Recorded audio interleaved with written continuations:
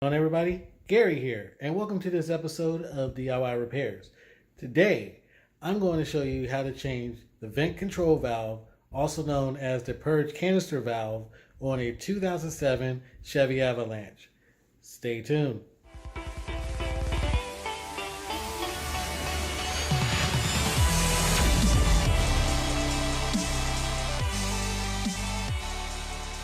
So this is the part that we're going to be changing, the vent control valve, sometimes referred to as the canister purge valve.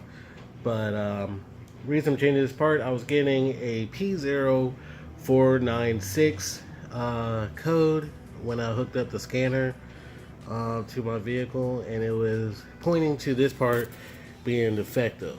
Another reason that I was assuming it was this part is because anytime I would go to fuel up my vehicle, after I got done fueling, I would have a hard time starting it. And a couple of other people were saying they had the same symptoms when this piece went bad. So we're going to go ahead and change this piece to see if it's the culprit. So this is what it'll look like. Try to do this with one hand. Hold on, guys. So this is what the piece looks like, your vent control valve. This is how it comes. So we're going to dive under the vehicle and go ahead and swap this part out, see if it fixes our problem. Alright guys, so these are the parts that you're going to need to do this job. Going to need a screwdriver, flathead screwdriver, 13mm wrench, some pliers or wire snips or something to cut off the zip ties that are on there already, some new zip ties, and you're going to need to get this pigtail as well. Make sure you get this pigtail whenever you pick up the vent control valve.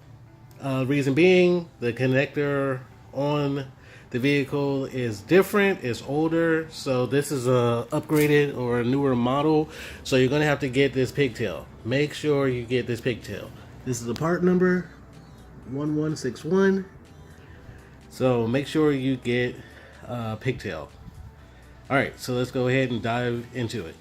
Alright, so the first thing you're going to do, you're going to locate the port where you would lower your spare tire down, because the spare tire is going to be in the way of this project, so you have to go ahead and lower that down out of position.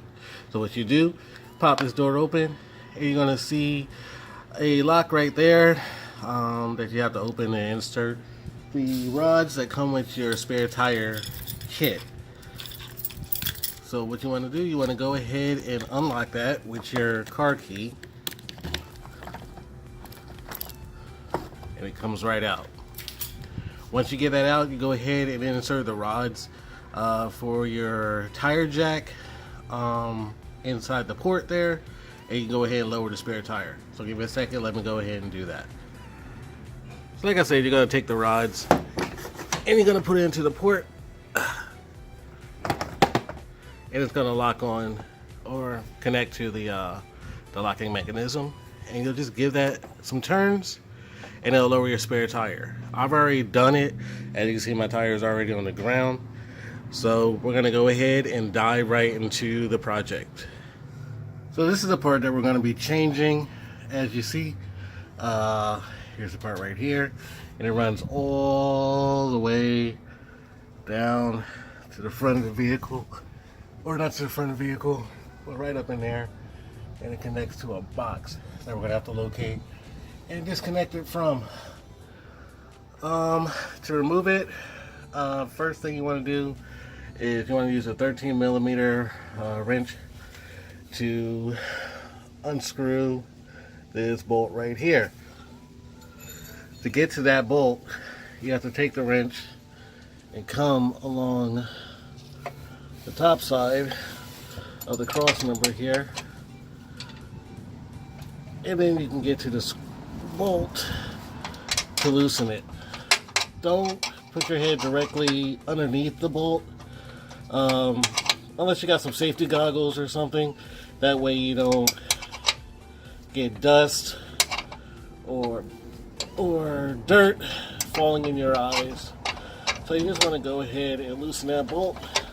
I'm going to put this down real quick so I can go ahead and get this bolt out. Oh, I already got it. Yep, got it broken free. So as you see, that bolt loosens up. If it doesn't break free for you immediately, just go ahead and put some WD-40 on it, and that should loosen it up as well. Alright guys, so right here is your evap canister. And what we're going to be disconnecting is this connector right here. As you can see, that center part right here is what you have to push on to get this hose disconnected from the evap canister. This is where your screwdriver is going to come into play. You'll push up on that and then pull away, and it'll disconnect the hose from the evap canister. So I'm pushing up on it, and as you can see, the hose is now free from the evap canister, like that. I hit this guard here. Be careful when you're doing it. I'm actually laying on the ground while I'm doing this, so be careful, guys.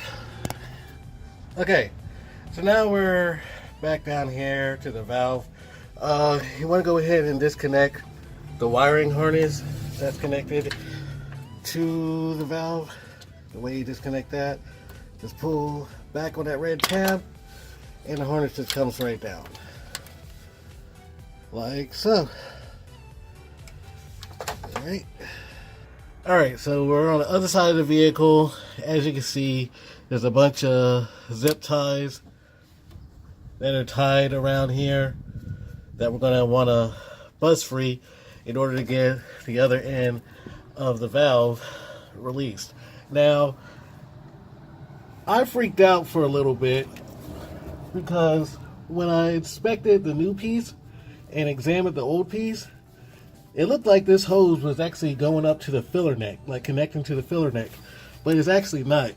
It's a whole, I don't know if you can see it, it's a whole separate hose that's not connected to the filler neck at all.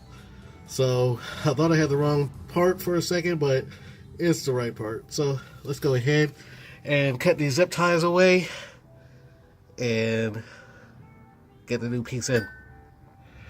Alright guys, so now once you have all the zip ties pulled off, you can go ahead and pull the unit out.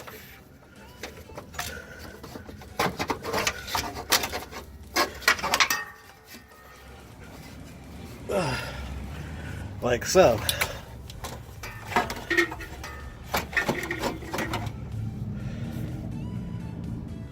Alright guys, so here's the old unit out of the vehicle, and we're gonna go ahead and put in this brand new, if I can get it out the box, there we go. Gonna go ahead and put in this brand new unit right here. Like I said, before you put it in, make sure you hook up the new connector, and then should be good to go.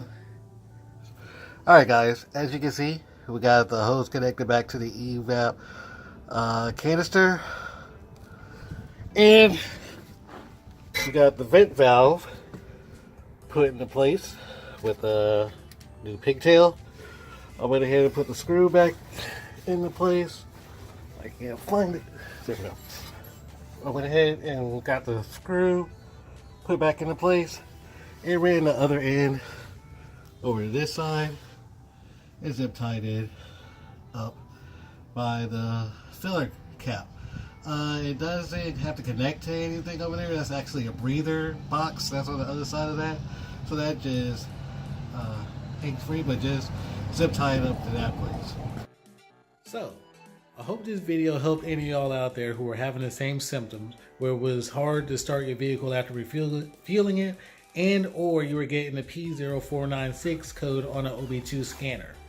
If it helped you out, please like, comment, and or subscribe, and keep checking back for more videos that I'm going to be posting in the future.